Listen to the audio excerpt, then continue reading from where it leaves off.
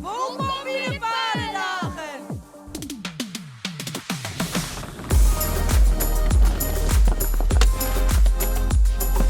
Mooi pot, met Amy.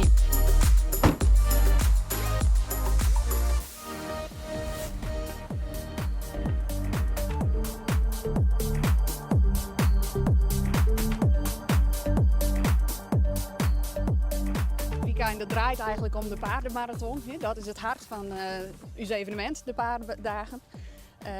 Daarvoor beginnen de menners of eigenlijk aan het einde van de middag al met het verkennen van de hindernissen. Dan gaan ze naar elke hindernistas zien wat de beste route is om te rijden, zodat ze de snelste tierdeel zetten kunnen. Ja, nou nog een beetje de laatste puntjes op de i. Wat zit er hier nog al te gebeuren? Nou, dus zei het heel goed. De laatste puntjes op de i. Er moet nog een vlagdel zetten worden. Er moeten nog wat bankjes geplaatst worden. De tenten wordt nog inricht. De bar wordt voorbereid. Het podium wordt voorbereid. Dus er is nog van alles te doen. Nou, misschien kunnen we nog even zien dat ze nog wat hulp nodig hebben. We zullen even zien, inderdaad. Nou, we zullen man maar één helpen, denk ik.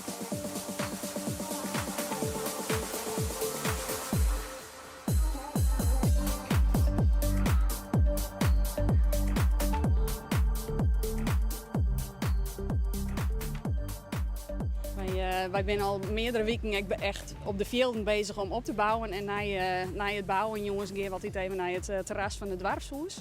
Daar zitten we dan even na met z'n allen. Even een biertje, even een friske.